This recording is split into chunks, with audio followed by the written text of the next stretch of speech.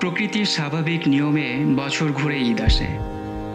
এবারও এসেছে ত্যাগের মহিমায় ভাস্বর ঈদুল আজহা বা কুরবানির ঈদ। কিন্তু ঈদের বাঁকা চাঁদ সময় সময় সব জনপদে খুশির বার্তা বয়ে আনে না। কোথাও কোথাও মেঘেই ঢাকা থাকে আকাশ। তেমনই এক জনপদ ফিলিস্তিন, যেখানে এবছরও ঈদ এসেছে দখলদারের নৃশংসতা আর বর্বরতার মধ্যে,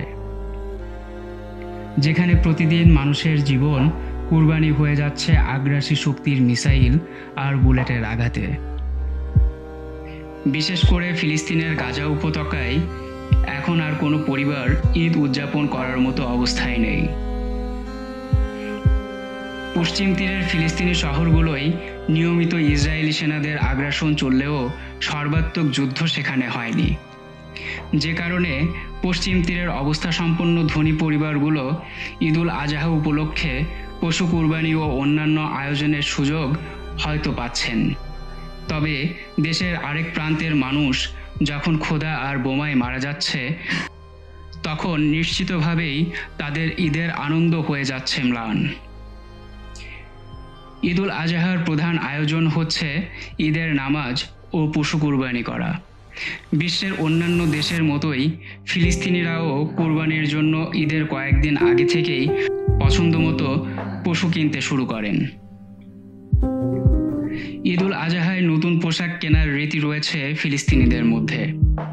পরিবারের জন্য কেনার পাশাপাশি আত্মীয় স্বজনকেও পোশাক উপহার দেয় সচ্ছল পরিবারগুলো।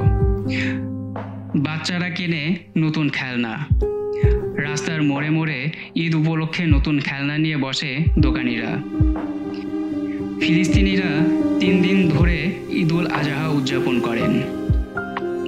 ঈদুল আজহার সকালে ফিলিস্তিনিরা গোসল শেষে নতুন পোশাক পরে সুগন্ধি লাগিয়ে ঈদগাহে যান। নামাজ শেষে হয় পশু কুরবানির পর্ব। ফিলিস্তিনের বিচ্ছিন্ন ভূখণ্ড গাজা উপত্যকায় এবছরও ঈদের আনন্দ পুরোপুরি অনুপস্থিত। গাজার প্রায় শতভাগ বাসিন্দা তাদের বাড়িঘর থেকে উচ্ছেদ হয়েছেন চলমান ইসরায়েলি আগ্রাসনে। বাড়িঘর, ব্যবসা, চাকরি সবকিছু হারিয়ে তারা এখন উদ্বাস্তু, যে কারণে তাদের জন্য ঈদ উদযাপন বহু দূরের স্বপ্ন। প্রতিদিন বেঁচে থাকাই তাদের কাছে ঈদের মতো। মোহাইমিনুল ইসলাম, ফিনান্সিয়াল পোস্ট।